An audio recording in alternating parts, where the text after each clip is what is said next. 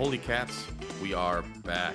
This is Become a Bat, a chronological look at Batman through the ages, starting from all the way at the beginning. I'm your host, Tom. And I'm Mike. And today we're going to be doing Batman number 6. We're going to be doing stories 1 and 2.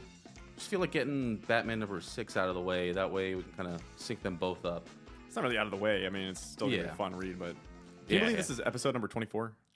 Give or take, yeah. It is episode. I just double checked. Oh, yeah. It's episode 24. Yeah, I guess you can consider all the bonus episodes and all that, but this is episode 24 of Become a Bat, not including the bonus episodes. And I was born on the 24th, so this is kind of like my episode. All right. Yours will be coming up in a couple weeks. Yeah, a few weeks. Yeah. Yeah, so we're still in, 1941? That's correct. Yeah, and, what's interesting, I was looking at the cover, because up until now, there have been, quarterly. Mm-hmm. But starting at 6, it says August and September. Yeah, they're going to be a little shorter now. So now it's bi-monthly. But, I mean, it seems like the story lengths are just the same. Yeah. One thing I noticed so far about this, too, we're only 2 stories in, but it seems that the stories have a much more, cohesive beginning, middle, and end. They each have an arc. Yeah. So it's very clear as I'm reading it, when it's starting to end. Yeah. I've been trying to encourage both of us to, make the synopsis is a lot shorter. That makes it a lot easier. But when reading these issues, these 2 stories in particular, they're both complex. There's a lot of things going on. Yeah, they are complex, but you can feel as it's winding down. So you're like, okay, I can start including less details here. Yeah. So, all right. So, I mean, outside of the August and September on the cover, do you want to describe the cover? Yeah, I mean, this is a really simple cover. This is the type of cover though that if I saw it on a newsstand, I would immediately buy it.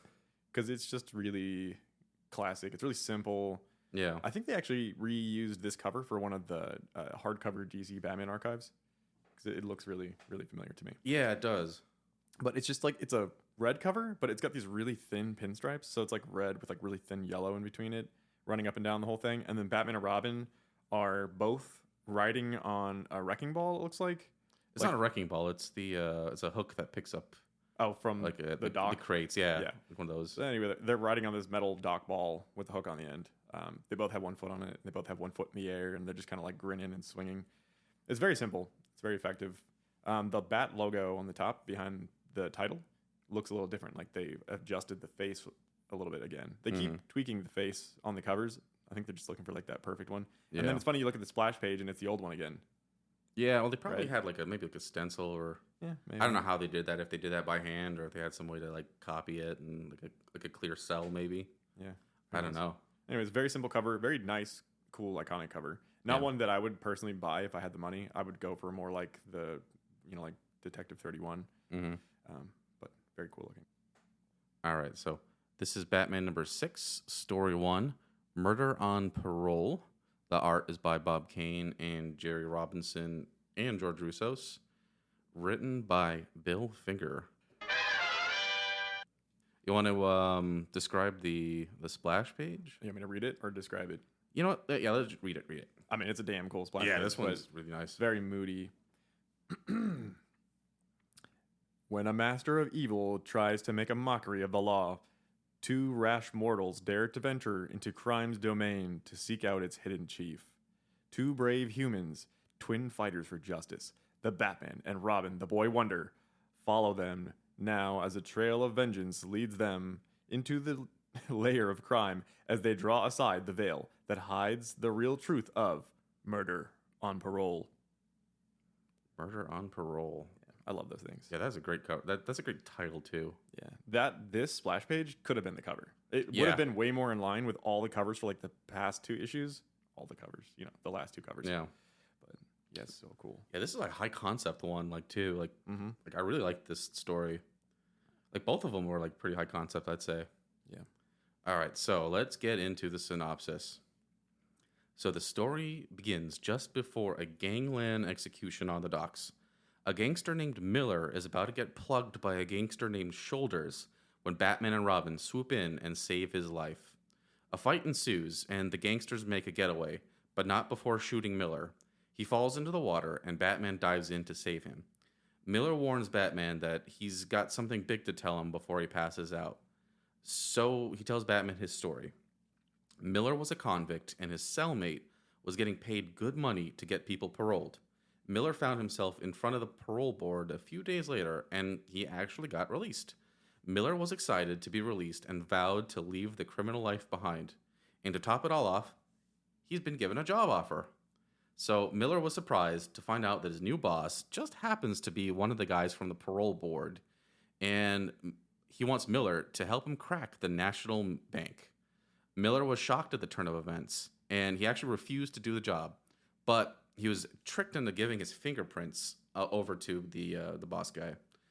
So Miller's true to his convictions. He's ironically he sticks to his guns, which leads the parole board guy to order Shoulders to kill Miller.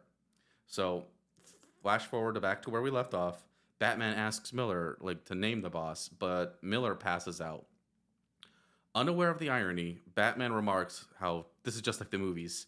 The man always passes out before revealing the master criminal's identity. Yeah.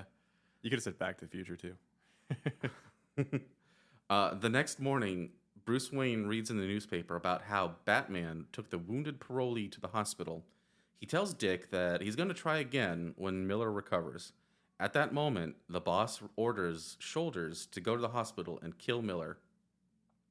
So Shoulders gets to the hospital and he knocks out the officer guarding Miller's room. Miller opens the door and is sucker punched by the Batman. A minor fight ensues when Batman, Robin, and the gangsters get chased out by the cops. So the criminals, they get away, but Batman, he comes up with a new plan. A prison inscape? A break-in? I mean, what would you consider that? I don't know, but I like it. Yeah. I was kind of hoping they'd go farther with it and make it like Rorschach when he ended up in prison, but yeah, go ahead. It's very kind of similar, actually. With the the bat plane reminds me of that now. So he flies the bat plane towards the state prison, and he puts any guards who see him to sleep. Then he uses his sleep capsules inside of Slink's cell. Slink is the guy who, I forgot to mention that earlier. He was the guy who helped get Miller on parole. He gets like money from like sending inmates who look like they're not criminals to the parole board, right? Yeah. So he takes Slink's current cellmate to the bat plane, wakes him up, and then he puts makeup on. Batman puts makeup on to look just like the cellmate. Cellmate never gets named, to my knowledge. Isn't it funny he's done this twice in 2 issues? Yeah, right? Yeah. This one's a little more convoluted, I'd say. Yeah. So Slink wakes up, and Batman starts to make a fuss about wanting to leave the prison, and Slinks offers him a parole. So this is when the time gets hazy, because they don't really define just how much time passes. But not too long after, Batman finds himself in front of the parole board. Just like Miller, he's given a parole, freed, and then offered a job. Batman is moving up in the world. The boss has Batman rob a warehouse on the waterfront that night. Robin, knowing who the boss is, he hides close. Sorry, there's a typo in my synopsis. But he hides that night close to the boss's room. So they all arrive, and Batman makes his grand reveal. He was Batman the whole time. I love that reveal. Yeah. So Batman pounces around the warehouse, beating the hell out of these gangsters, and someone gets a lucky shot in Batman and punches Batman through a window out into the water below. So the bad guys look below, and they can't find any trace of the Caped Crusader. I just thought of something. I want to, like modern Batman, we were talking about this in another episode, how we always kind of envision him as shirtless in the Batcave and stuff, and not necessarily wearing that Playboy robe. What if I drew or painted a picture of this Batman here, that we're reading about, with his shirt off, with the bullet holes from the other episode, with the slash from Hook Morgan and the Hulk stab in his shoulder, all the wounds he's actually had so far. That'd be cool. And sort of fuse the modern and the classic Batman. Yeah, because the modern image of Batman, when you think of him in the Batcave, he's just get the cowl off or shirtless, and he's sitting at the bat computer, brooding and scarred up. But in this era, he's sitting there or reading the newspaper usually. Yeah, I could draw him in the Batcave with the giant T-Rex and the giant Penny and all that, but have him be all broody and that'd be neat. Yeah, I'll remember that. So back to the episode. Meanwhile, Robin is discovered and held captive. The boss is about to order Robin killed when suddenly someone unexpectedly bursts the door. You would think it was Batman, but it's actually Slink. He got tired of waiting to go on parole, and he broke out of jail. And to make things worse for the boss, the cops followed him. So the cops have the building surrounded, both sides start shooting, and eventually the cops shoot tear gas cartridges inside one of the open windows. The boss threatens to throw Robin out the building if any cops enter. At this time, Batman bursts through the door, and the Batman and the boss they get into a struggle. The boss charges Batman towards an elevator, like an open elevator shaft. Both of them fall in, but Batman's able to grab a cable while the boss falls to his death. I love that so much. Yeah. Later, Dick and Bruce talk about how they foiled the parole scheme and that all the men who got paroled in the scheme are going back to jail, except for Miller because he actually earned it. He didn't do any crimes after he got paroled, so, good for him. The end.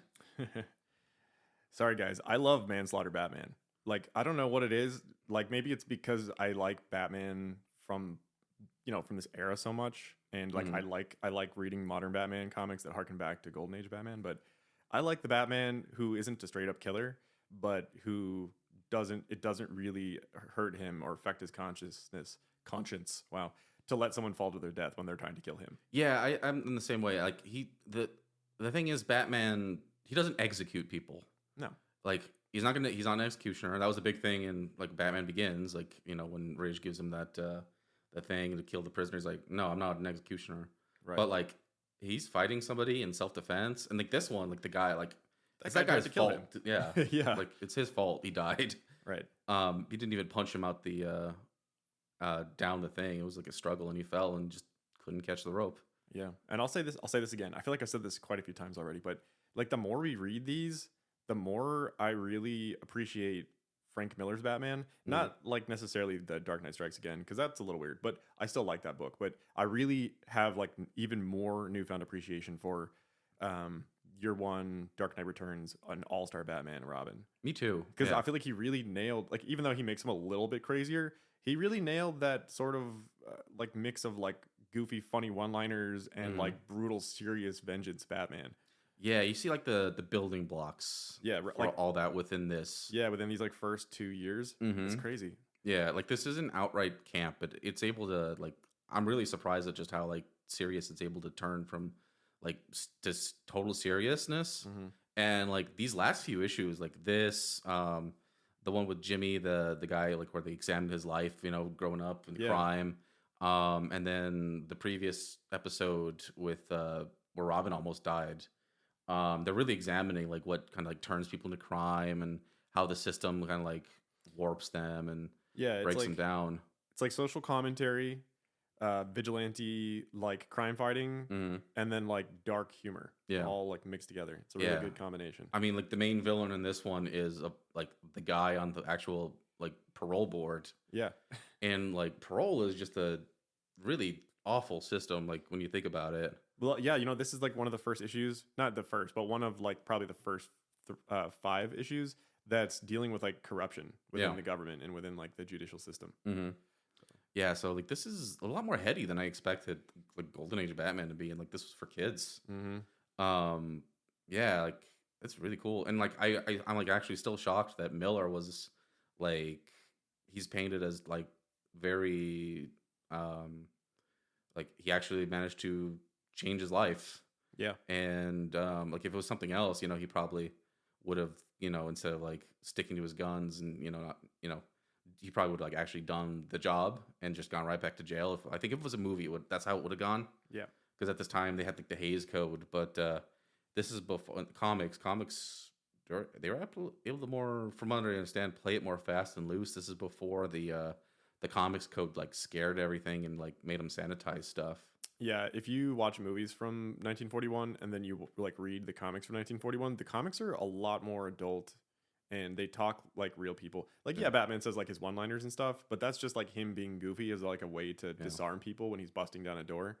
But in general, like, they talk a lot more realistically in these comics than they do in the movies. Yeah, like, you gave me the let me read the Mickey Spillane books. I'm actually in the middle of I, the Jury right now, and it's incredible. Yeah, it's really good. It is not at all like what people talked like in movies back then. No, but yeah, it's kind of reminded me of this. Yeah, told you, like, they're taking some heavy influence from those types of books for these stories in this year here, at least. Yeah. So Let's get into these panels. Yeah. All right. I think you pretty much put all these in because I agreed with all of them. Yeah. I didn't add a single. This had a lot of good panels. Yeah. And one of them I didn't even do the panel. I just wanted the dialogue box, but we'll get to that in a bit. Yeah, I think I know which one you're talking about. Yeah. So the first panel I chose is Batman doing like a hammer fist on a guy's head, and it's like smushing his hat down on him. That is just an excellent image. I think he's basically telling this guy that next time he's gonna hit him so hard that his head comes out of his ass. Yeah. Next time I'll drive your head down so far you'll be able to chew on your shoes. It's so brutal. Oh, yeah. Yeah. Like, even if he's not like breaking bones and like Right. doing the things Frank Miller does, you can see that he's definitely threatening to. Yeah. Oh, by the way, did you realize why Shoulders' name is Shoulders? because he's got big shoulders? He's got no freaking neck. He's just like a head and shoulders. Oh, that's funny. Oh, I love it. Yeah, they're still like, it's not quite to Dick Tracy levels, but every once in a while they'll do that. Mm-hmm. I like when it ventures into that realm. Yeah, like Toothy in the previous issue sometime back was really good. Yeah, like Hook Morgan reminds me of that. Even Joker in this area kind of reminds me of Dick Tracy villain, just a little more over the top. Mm-hmm. Did you do this next one? Which one? Let's see. It's a 2-panel one with Batman and Miller.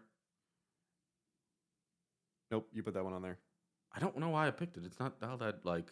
Maybe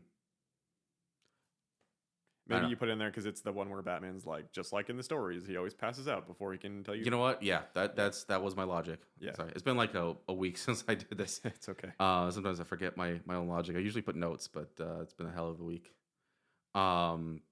Yeah, I think that just because like I like them pointing out the irony. He's like, oh, this is just like in the movies, but it's like Batman's like unaware, like he's a comic book man. Yeah. Like it'll happen just like in this. So the next panel we got is where Batman and the criminals they're escaping the hospital. I liked this one just because it's both Batman and the criminals, and they're both engaged in combat at first, right? Mm-hmm. And then they're like, oh shit, the cops. They're both like, let's get out of here. Yeah. Yeah. I like that they're starting to treat Batman as like someone that the cops know about, but they don't necessarily respect, like in the Batman. Mm-hmm. You know? Yeah, like that last episode was so good when he's like dragging what's his face into the police. Oh. I feel like his relationship with the cops will forever be different because of that issue. Mm-hmm. I could be wrong, but well, pretty soon it's weird because at this point Gordon is friends with Bruce Wayne. Yeah, but not Batman. And for like the rest of like pretty much Batman's history, it's the other way around. Mm-hmm. Like before now, I couldn't even think of very many like interactions between Gordon and Bruce Wayne. Like since there's like they try to treat him as like have this age gap. Yeah. He's like his young friend. Yeah, like it just doesn't really work in like a more modern context. It's just kind of like a guy that he knows he's, because from Gordon's perspective, Bruce Wayne's just like a billionaire, billionaire, depending on the era. Yeah. But I guess it made sense in the 1940s for it to be the other way around. Maybe Gordon's living vicariously through Bruce Wayne because he thinks he's just like some ladies' man, I think at some point soon we'll find out when they like kind of realize, okay, having the police commissioner be friends with this vigilante is a really interesting hook. Yeah. And that's the maybe it'll shift from there. I want to see when it shifts and like how they do that. So yeah, we're still so early. We don't even have a bat cave, and we don't have Alfred yet. I mean, we technically have a bat cave, but they're not calling it that. Yeah, but they do have a cave now, and they even have the underground passage. They have the underground passage, but like it's just a passage between and a barn. They have a barn, right? Yeah, and that's kind of it. I know why you picked this one because I was gonna pick it for the same exact reason. Yep. It's our Holy Cats moment. And it's Holy Cats, the Batman and Robin. Yeah. Batman and Robin, they're where are they in this one? They're as the police give futile chase to the fleeing thugs, the Batman and Robin find themselves in a tight spot. And then the cop is just like holding his baton. He's shaking too. He's like afraid. Yeah. Batman and Robin. I love the cops are crawling in through the window too. Yeah. And I also love they've been doing this a lot, where just anytime Batman's got a shadow, like they go out of their way to give Batman the big striking bat shadow thing. Yeah, it's really cool. I'm glad they do that too. It really adds something. It makes him seem scarier. Yeah. Yeah, it's like otherworldly. So after that, I chose. It's not even. I cropped out the panel specifically just because I like this out of context. Mm. Um, but it's the dialogue box and it says, "And so it is not long after the Batman is freed by the parole board." If you see this without any context, you have no idea. You just think that Batman's in prison and Yeah. the parole board just let Batman out. I really like that last panel on the right too, because it's so ridiculous. Like Batman was dressed up like a thug, Mm-hmm. and he takes like 2 seconds to wipe this makeup off his face, and then he pulls the jacket off or the trench Yeah. coat, and he's wearing the mask and everything. Like you just put the makeup over the mask. I don't understand. I don't but either. Then I also like the other criminal. He's like the Batman. Ugh, like not again. I just hate it when this happens. Why you always gotta like pull your mask off and be the Batman? Yeah, it's really funny. Yeah. Oh, that's an excellent one. So after that, I chose another panel. It's where the cops are surrounding the building with the parole guy, the parole board guy, Yeah. and just the look on this cop's face, it's very silly. Like the guy behind him looks like he just got shot, I know. but he's just having this jolly time, like with this police standoff. It's like it's been so long since we got to do this. Well, yeah, I know. And then he's also like surround the building and then start firing. Yeah. Like he's just so happy to start shooting his He's gun. like, oh, this has been so boring the past few weeks. Right. Like, how do you get bored in Gotham? Apparently, because it's not the shitty cesspool that it is, later on. I guess so. There's criminals, but they're like, well dressed gangsters. Yeah. So After that, you want to describe this one? I love this stupid shit that Batman says like this. I'm here, fella. Like it's so like the contrast between the I'm here, fella, and then him just beating someone's face in is so Yeah. perfect though. Okay, Batman, you asked for it. He's just walking in the front door and a guy's got a gun pointed at him. And Robin's behind him, Yeah, like, just like, tied and gagged, standing up. Yeah. Yeah, I love the Batman's entrance is just like he just got called up for like he's on like a talk show or something. Yeah, That's he's what just it like reminds me. casually strolling It's in. like, oh, here's our new guest Batman, and he's like strolling in, like, oh, it's my time, I'm Batman. I would like sometimes when I read these panels, I kind of like envision it like a sitcom, Yeah. Like he comes strolling in, I'm here, fella, and then you hear like the laugh track, and then the guy's like, you asked for it, and he pulls the gun, and then Batman just goes to town on him, and then you cue the laugh track again. It Yeah. really feels like that sometimes. And then the final panel we have here is where Batman and the parole board guy. I wish they had named him. Parole board. Oh, they do. Oh, they do? What was Yeah, his name? I don't remember, but they definitely say his name. Like I distinctly remember, they're like, oh, it's I blank. think they just keep calling him the boss. Yeah. But yeah, Batman's hanging on the cable, and the boss is falling down, and it looks neat. It looks neat. It's really good though. Like I said, I really like Manslaughter Batman. Yeah. But this specifically reminds me of like the '89 movie, like the way that people die in that movie, like and when he's in the bell tower actually, Mm-hmm. and he's fighting those thugs, and then he just like gong, like hits that one guy's head on the bell, and then he falls to his death. Yeah. It's just like that, Mm-hmm. Except in this one, Batman's falling too and catches himself. But I don't know. I like that. He's not being reckless, like he probably could have stopped that guy if he wanted to, but He could have, but it's like at that point, like, you know what? Job's done. right. I'm going to be going to the next adventure. And with that, we are going to take a quick break, and then we will get to Batman's next adventure in story number 2. Be there.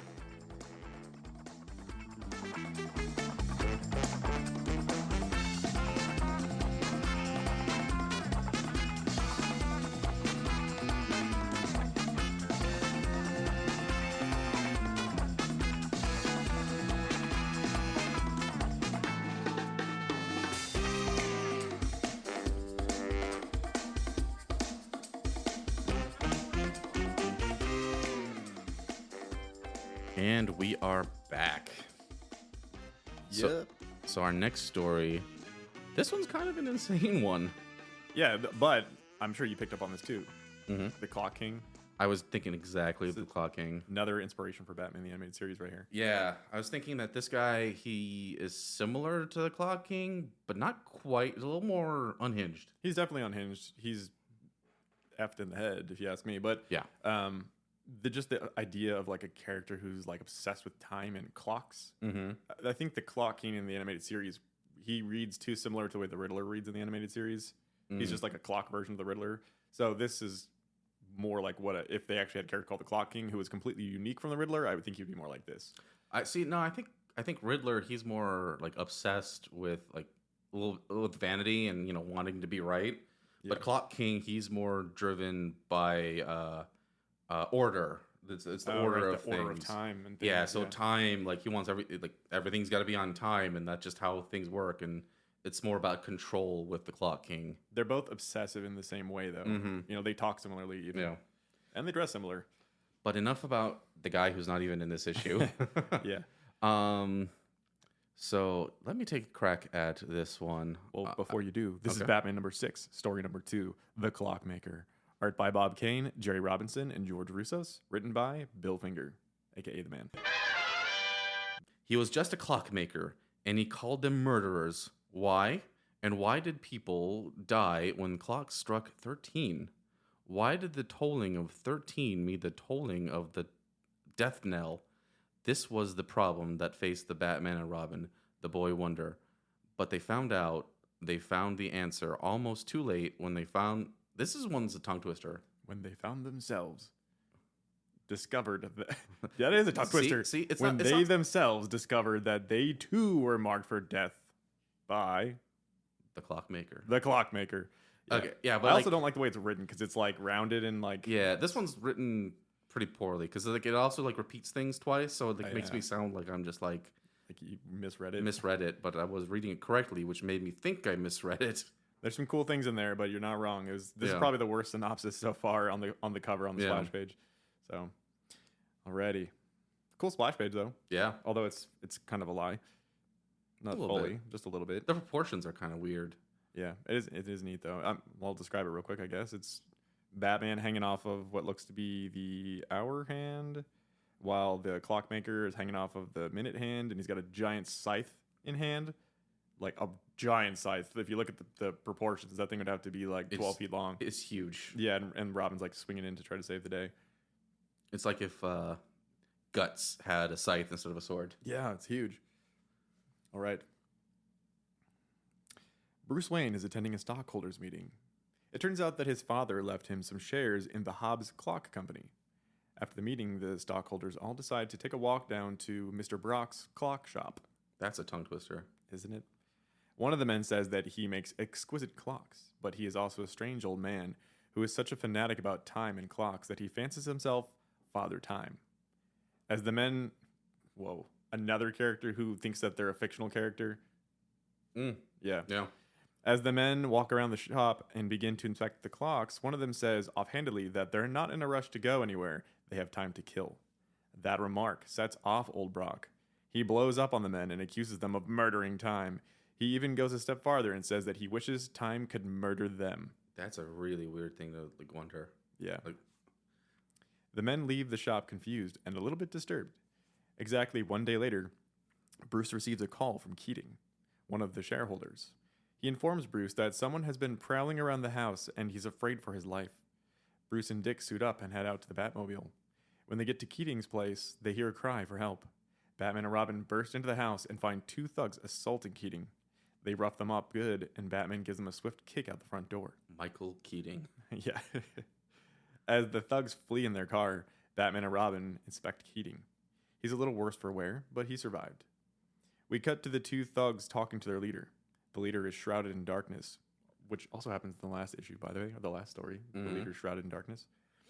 So we can't see who it is. One of the clocks starts chiming and driving him nuts, and he is struck with an evil idea. Over the next few days, duplicates are created of the cuckoo clocks in each of the shareholders' homes. These clocks actually feature deadly weapons that disperse gas or fire poison darts, or explode, when the clock strikes 13 at midnight. Keating is taken out first by the gas. Gordon investigates and Bruce tags along. They find it queer that the clock strikes 13 times. I don't know why they're investigating all these crimes at like 12:55 or whatever, or 11:55 at night anyways, but whatever. Well, for police is not that weird, but for Bruce, as Bruce Wayne, it is weird. It is weird, yeah. Bruce notices that there is more concentration of the poison gas closer to the clock, and he thinks it's weird. Next, Henry Decker is killed with a poison dart to the neck that's ejected from his clock. Gordon and Bruce investigate that scene too. This time, Bruce makes a clear connection between the clocks and the murders. I like how it's Bruce Wayne that makes the connection. Mr. bored by everything, playboy, millionaire. Not Gordon, the chief of police. Did he tell Gordon or? Yeah, he's Yeah. like, look, the dart. Look at where he's sitting. The dart must have come out of that clock Yeah. and hit him in the neck. Yeah. Well, I think he probably did that specifically because he's like, well, if there's another guy in danger, I can't just dress up and then tell Gordon. Yeah. Well, it's smart of him because it Yeah. would seem that the next person on the chopping block is Bruce Wayne. Oh no. Yeah. Back in Brock's clock shop. That needs to be a real place. Brock's clock shop. uh, back in Brock's clock shop, we see him laughing maniacally and confirming that Bruce is indeed next. Brock sends someone to the Wayne mansion to drop off the clock. Dick answers the door and takes the package. He opens it and is puzzled by the late night delivery. Once he opens the box, the clock starts ticking and starts to chime midnight. Suddenly, Bruce bursts through the front door. I love this right here. He bursts through the front door, snatches the box out of Dick's hands, snatches the clock out of his hands, and throws it through the window. Seconds later, a massive explosion goes off in the front yard. Later that night, Batman visits the Brock clock shop. He walks in on a conversation between Brock and Atkins. It turns out that Atkins is the majority shareholder of Hobbs Clock Company, and the way that the old man Hobbs, his will was set up was that the shareholders had to divide their stocks evenly after his death. But upon each of their deaths, the stocks would get redistributed to the others. Atkins was mad because he was losing shares this way, so he took advantage of Brock's fanatical clock obsession and used him to make the clock weapons and murder his friends. Batman and Atkins brawl, but Atkins produces a gun and shoots at him. The bullet misses, and misses the Cape Crusader and hits Brock. As Batman stands in a momentary shock, Atkins pistol whips him in the skull, ties him up, and then attempts to flee. Just then, Brock stands up and reveals that his pocket watch stopped the bullet and that his time has come. Old man Brock grabs a large scythe and murders Atkins with it. Off screen, by the way, but that's got to be a pretty brutal kill. Yeah. And then he grabs some nitroglycerin and TNT and heads for the giant Hobbs clock tower to blow it up. This guy's crazy. Yeah, I liked the progression in this one. Yeah. Robin shows up in the nick of time to free Batman from his ropes, and the two men sprint for the Batmobile and take off straight for the clock tower. Once they arrive, the clock starts to tick. I think that's what I meant to write. Batman sprints up the stairs to find Brock. They struggle, and Batman ends up falling out of an open door and landing on the minute hand of the giant clock face. Brock is leaning out of the door, laughing maniacally, and Robin jumps from an adjacent building onto the clock face. He scales the giant clock using the numbers as handholds, and then manages to grab a hold of Brock. He yanks him by the arm and sends him plummeting to his death below. Batman and Robin then help each other back up into the clock, where Batman immediately jumps onto the pendulum inside of the giant bell. He wraps his body around it to keep it from making contact with the sides of the bell, therefore preventing the explosion. Robin finds a switch to deactivate the bell's chimes, and the dynamic duo take off to report it to the police. The end. I thought it was cool how like the way he set it up was that he like put the explosive like on the pendulum of the clock. So basically as it was like gong gong gong back and forth, it would explode. Yeah. And then Batman literally just has to like grab that thing and just take a beating from the bell. Mm-hmm. Yeah, that was really nice. Like just that's gonna hurt Batman so bad. Oh yeah. Oh, like basically just like smashing him against the bell. Mm-hmm. Plus, he's like holding it and he's like suspended above a giant pit, basically. Mm-hmm. So, you know what? Like this overall scheme reminds me of Joker. it does feel kind of jokery. Like it's definitely a thing he would do, where he's just got like a theme with his kills. He's not personally there when they happen. They're like basically traps to let someone basically die, like that he sets up after the fact. It's very similar to that issue where he's like calling over the radio and telling the police who's going to die, and then they die. Yeah. Yeah. Yeah. And I love that it's one person sets up the plan, taking advantage of another person's mental illness, and then ends up getting killed by him. Yeah, by said mentally ill person. Yeah. Who then takes the plan into their own hands and takes it to the extreme. Yeah. Yeah. I don't know where the scythe came from. Was that a thing with Father Time? Maybe like Father Time, Yeah, the Grim Reaper. I think they're like confusing the Grim Reaper and Father Time. Yeah. Because like, the Grim Reaper comes when it's your time to take you away. Yeah. I mean, Father Time is just a good representation of time, but he's not the one who... Maybe he has a scythe too. I don't know. Yeah, maybe. I don't know. Maybe he just doesn't use it very often. Yeah. But definitely, yeah, just like the Clock King. Mm-hmm. The episode of the Clock King of Batman, the animated series, it also has like a big fight that takes place like at a clock tower. Yeah. A lot like this. I didn't know Batman actually had an issue like that, and I think maybe they just killed off like because they killed him off. That's when they like want to make the Clock King later on. Yeah, I think probably the splash page was Yeah. just like someone saw that or someone read this issue and were like, Mhm. I got to copy that specific aspect with Yeah. the fight on the clock because it's cool. Well, I was thinking that, but I think because also it's animators who did it, Mm-hmm. and the guys who made that Batman animated series, they definitely would have grown up watching Lupin the Third, Castle Cagliostro, Oh, and yeah. there's a very iconic scene with Lupin fighting the Count in the clock tower. I think you kind of nailed it once before, though, because you Yep. said that like the instances from Lupin may have been inspired by Batman because they're both sort of crime fighters in a way and they both like solve like mysteries and stuff. Yeah. And then that maybe like the Batman creators of the more modern era watched that because they would have been fascinated by Japanese animation. Yep. And then they were like, "Oh, that kind of feels like something Batman would do," you know? Mhm. Yeah, because even in that one, one like the Count has like a rapier Mhm. or a sword of some sort, and Lupin he grabs a giant wrench, Yeah. and he's like they're having a sword fight, and then in that one, the same thing happens. Batman grabs a wrench and he's fighting Clock King. I think he was using a like a cane or something. His cane is like the hand from a Yeah. giant clock. Yeah, yeah. Which I think they even redo that fight a few years before Batman anime series in the whatever that rat Disney movie, the Great Mouse Detective. Oh yeah, I mean, I Yeah. love that movie. That Yeah. that also probably takes inspiration from Batman because he's a detective. You Well, I think more Sherlock Holmes, but the Yeah, the but clock scene definitely Batman- Lupin. yeah, I Batman mean, is Sherlock Holmes basically. it's all a big mishmash of yeah, exactly. inspirations. But that's part of what makes it cool is you can like find all those connections. Yeah. So let's do these panels here. Yes. The only thing I was really gonna say is just that like about this issue specifically, besides what we already talked about, is just that Mhm. it's kind of sad that this guy is mentally ill. He's being taken advantage of. Batman and Robin know he's being taken advantage of, but they don't even manage to save him. Yeah. They actually kill him. Yeah, I think this is definitely one where later on Batman would have gone out of his way to try to help him. Yeah, I agree. Which I mean, I think Batman even tries. Oh no, at this point, I don't think he's trying to help too many people. I mean, No. he does, but like, I remember like as far as like the Rogues Gallery, like he was Yeah. actually pretty pissed off when He doesn't try to Joker save survived the and they tried to do villains. surgery on him. Yeah, he'll try to save like the criminals who seem like they want to change their ways, but he never tries to save the major villains. Yeah, like I said, he was like pissed off when he found out Joker was alive. Mm-hmm.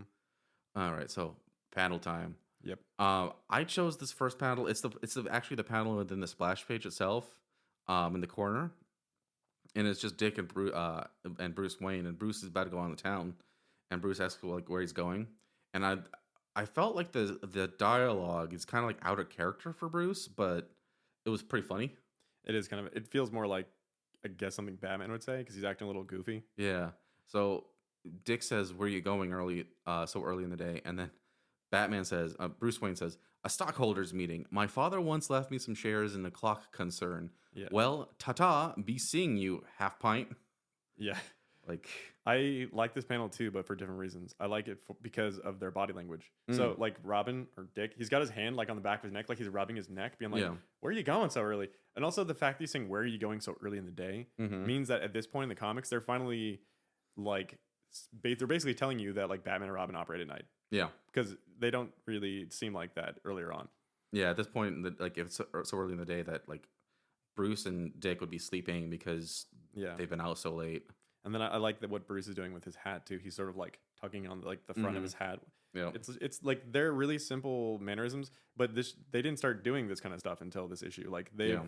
just had like really simple body language, and this makes them feel real. Yeah, like 99% of the time, this, like, would have been Bruce sitting, reading the newspaper. Yeah, exactly. Yeah. Like, they usually do the same thing, so this is kind of it's It's a nice something change new. of pace. Yeah, this is you too, I think. Yeah, this next one I chose just purely because of what was his name again? The old man? Brock. Brock. Brock's just deranged looking face when he's holding the nitroglycerin. Also, he's talking like he's crazy. Yeah, like this is another one. If I'd like read it, I would stumble over myself because it's unhinged. And then Batman, he's all tied up. It's a good one. And then I think we both would have chosen the next panel. You mentioned it, and I just thought it was also just really like Yeah, pretty crazy. just Batman getting slammed up against the bell, and he's like, ugh. Yeah, that I want to see animated. Yeah. I know. I could like hear Kevin Conroy's like Batman getting beat up sound effects. Mm-hmm. I think did you choose these next ones? Yep. All these next ones are me. I All put right. mine at the end because it's easier to tell them apart that way. Yeah. So I had to pick this panel because hands down, one of my favorite things in Batman the Animated Series is when Batman's like in the dark, breaking into some place, got a flashlight in his teeth, and he's flipping through files. Mm-hmm. Like this is the first time we've seen this in the comic books. So I had to pick this panel because that's all it is. He broke into the Hobbs Clock Company in the middle of the night. He's going through their filing cabinet and he's finding information about the different stockholders in the company. So, I think he's done something similar before, but not quite exactly like this. Like this is Yeah. the otherwise I would have picked those panels. You know, like Mm-hmm. yeah, he's done some investigation, but this is like the first time that it really evokes those moments. Yeah. They even have like the shadow on the wall and everything. Mhm. So I really like that. And then this is actually like 3 panels in one. I just picked it because I think that like the fighting on the clock face is iconic. And I like the way, I mean, obviously there's 3 more panels that go along with the sequence, but I like the way that it like cuts between describing what's going on Mhm. and then like the tolls of the bell. Yeah. So like it shows Robin like jumping off a roof, and then it's like at that very instant, a small figure is seen leaping through the yawning chasm of space that separates the nearby building from the clock face. Notice how he just jumps without a rope, but on the cover he's got a rope. Oh yeah. Yeah, but then it's like 8 on the bottom of the page, and then it's like small hands snatch at a protruding clock number, and then Robin's like, "Come to Papa," you know, and then the bell tolls 9, and like it's like kind of building tension as it goes. Mhm. which is Yeah, I really cool. like that. Yeah. There's a lot of times when like they get a little more like aggressive, not aggressive, but like experimental with the pages. Yeah. With the panels, like they'll put like little numbers in the corners so you can Mhm. like, follow along. But this time, like the numbers part of the plot. Yep. And And it's also going bong on each panel. Yeah. Too, so that like it reads really dramatically. yeah, I like it a lot. And I mean, like a clock, you can see like the progression of time. It's cool. Yeah. There's also like some cool perspective stuff, like on that last panel when they're all on the clock face. You can see all the way down to the streets below, and there's like really tiny ant-sized people down there, which Yeah. is really cool. And then like there's also some discrepancies in the art a little bit, like when Robin jumps and he grabs onto the Roman numeral 5. Mm-hmm. If you look at the way that like the 5 is positioned, it's almost like sideways, and then when you look at the next panel on the bottom, it's like perpendicular. Oh yeah. So, Hmm. but it doesn't well. matter because like it's to me like it doesn't matter that the art is like perfect or good or whatever, even as long as like it portrays the story really well. Yeah. And it's like engaging, and like this like 5 panel sequence is like really engaging. Yeah, I would never even notice that if you didn't point it out. And then the last panel that I picked, I just think it's comical. I like Crime Smasher Batman a lot. Mhm. So this one just says, "With a cat-like bound, the Batman is upon Atkins," and he literally is bounding towards him. He's grabbing his arm by the wrist to keep him from shooting him, and he's like, "Drop that gun, you murderer!" It's so simple, but it's awesome. Yeah, that is an excellent one. All right, so it seems like that's gonna wrap it up for this episode of Become a Bat. The next couple stories we're gonna do is gonna finish up Batman number 6 with The Secret of the Iron Jungle and Suicide Beat. Thank Yeah. you so much for listening. If you can, give us a review on iTunes or anywhere else that asks for reviews. Hit us up on Twitter. Hit us up on Twitter. And we are out of here. Thank you. Good night. Later.